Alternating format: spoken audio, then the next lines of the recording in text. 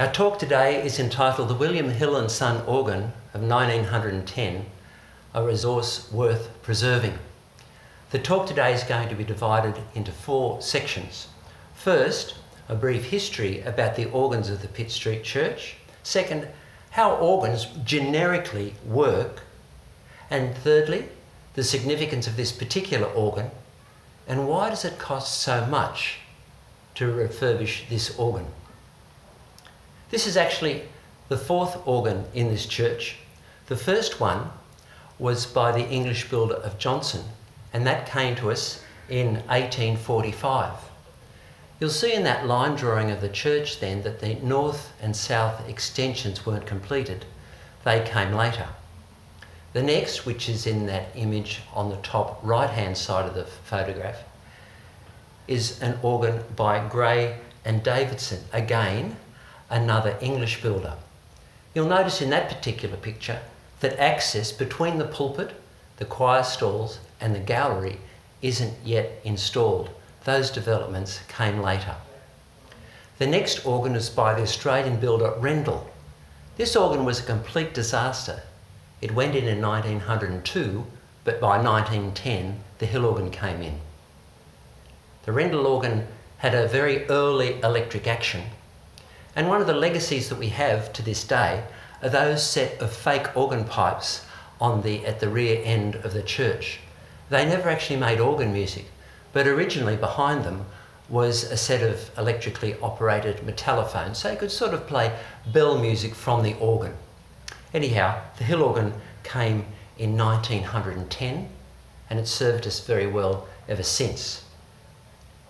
A little bit about how the pipe organ works. You'll see by this slide that organ pipes come in all sorts of shapes and sizes, and not just the ones that we see displayed on the front of our Hill organ. They are wooden, they can be metal, they can be shaped like traditional organ pipes, or they can be shaped in other ways. And we're going to talk a little bit about how each particular pipe works. By far, the most common pipe is a flue pipe. That's the kind of pipe that's on the front of our Hill organ. And you'll see in this slide a diagram of how the flue pipe works. Air comes in through the foot, which is labelled B in the diagram, and it goes between a flue, which is between the lower lip, which is D on the diagram, and a thing called the languid. It's all very technical, but what it does, it creates a column of air that hits the upper lip, rather like a giant tin whistle. And then the air is amplified in the speaking length, which is capital A in the picture. The longer and thicker the pipe, the deeper and fuller the sound is.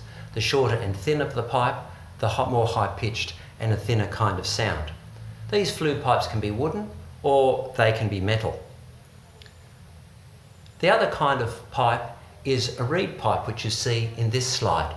Again, the air enters through the boot and then it goes past a brass reed which vibrates, and that sound is amplified in the resonator, which you see at the top of the photograph there.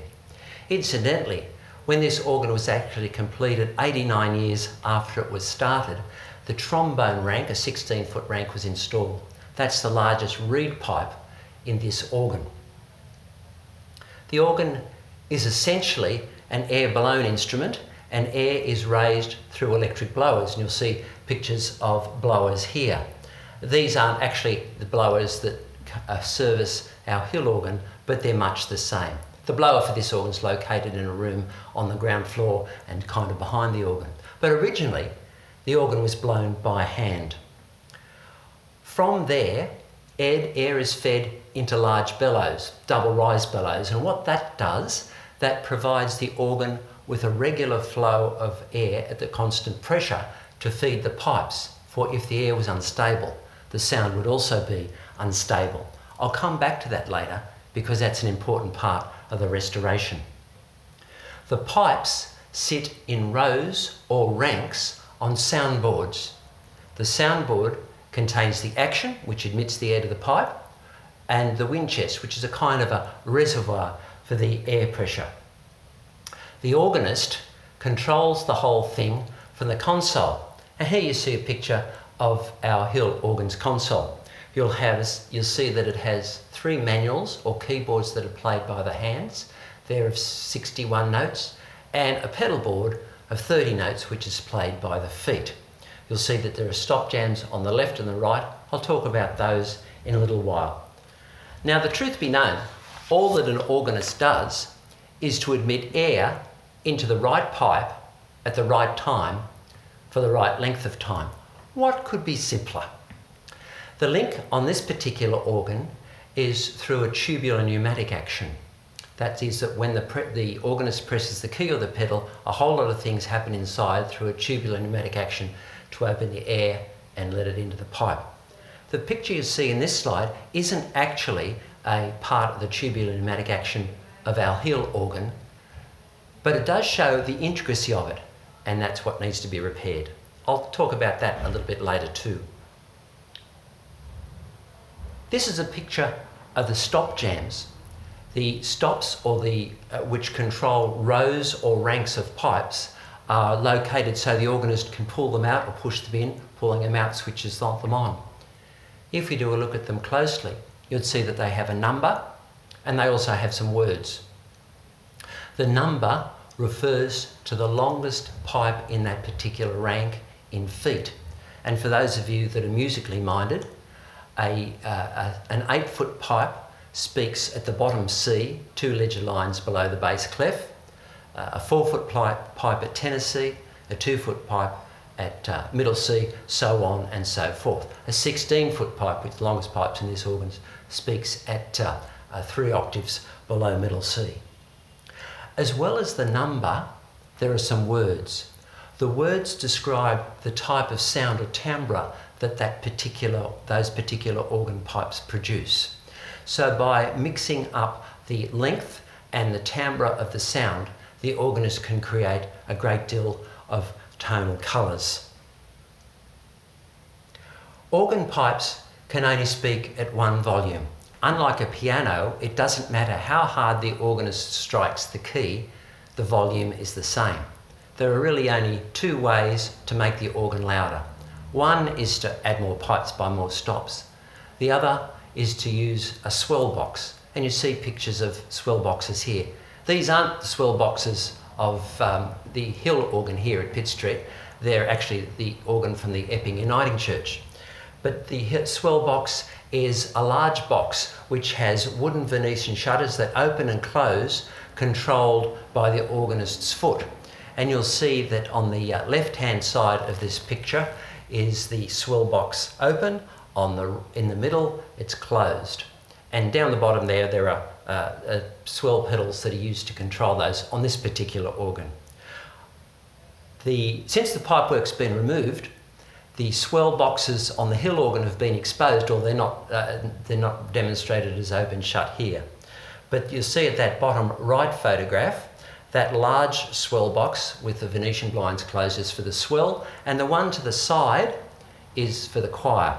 That is the bottom manual. So that's how the organist controls the volume of the top and the bottom manual. The middle manual is unenclosed. I thought you'd be interested to see some music that an organist plays from. So here's a sample of some fairly straightforward music. It's fairly typical. The right hand plays the top line, the left hand plays the middle line, and the feet play the bottom. You'll see that above the pedal line there are some marks, and there are also some marks below the pedal line. If they're above, they tell the organist to use their right foot. If they're below, the left. If it's a toe, it's a pointy one, or if it's a round one, it's a heel. So really it's very simple. All the organist has to do is read the music and play the music that's written. What could possibly go wrong? A little bit about this particular organ and why we ended up with a Hill organ in this church. The Hill and Son Company were very successful in installing instruments. That probably started when St Andrew's Cathedral received their Hill organ in 1866. It's still there, although it's been radically modified. Certainly the largest work of the Hill Company, built in their heyday, was the Town Hall organ just down the road built in 1890. It went to international tender, and it was the largest organ built in the world at the time. And it remains the largest Victorian concert organ and also the largest organ with a pneumatic action. It's an absolute treasure to have so close to the centre of the city. So with the success of those instruments, the powers that be purchased the Hill organ. The question raises, why should we preserve an organ that's costing so much money? Well, it's a very rare example of organ building in the 20th century. It's as it was designed, although it did take 89 years for it to complete, while the prepared for stops were being installed. The organs served us well, and it provides a magnet for people that want to use the church and this building for concerts, for services of worship, and for teaching. I think it's worth preserving and worth going to the effort to do all the things that we're doing to raise money for it. You may wonder, why does it cost so much to refurbish this organ? This organ has 1,900 pipes, and you see some of them in these photographs where they've been removed and prepared for cleaning. Each one of those pipes need to be cleaned by hand, and should any repairs need to be made, they will be made, conscious of the historic relevance and importance of the way they've been repaired in the past. 1,900 pipes. Also, the tubular pneumatic action is working well, but it's a bit tired and full of rubbish, so it needs to be cleaned and restored. It could be electrified, but that would be extremely expensive, and we would lose some of the historic value of the instrument. Despite being an action of more than 100 years old, it's still very nice to play, even if it's rather dilapidated state. Once it's restored, it'll be fantastic. I said earlier that the organ was electrically blown now, and the air fed into great big bellows. And you'll see in this slide pictures of the large double rise bellows. These aren't actually the bellows from the Hill organ, but you'll notice in the circled drawing there that the gussets of the bellows are made out of leather. These eventually perish and they need to be re-leathered. So these massive bellows need to be removed from the organ. There are 5 bellows, some of them big, some of them small, they do different things, and they need to be fixed up. So that's why it costs such a lot of money. We have a fundraising target of $500,000. To date, and it's the end of November as this recording's being made, we've raised $122,000. We're also grateful for a grant from the Heritage Council of New South Wales. If you'd like to make a tax donation to the tax-deductible donation to the fund, I would invite you to do so through the Pitt Street Cultural Foundation. I hope this has whet your appetite about how valuable this instrument is and how interesting it is, and how worthwhile it is for this congregation to maintain this treasure to be at great service for the community. Thanks for watching.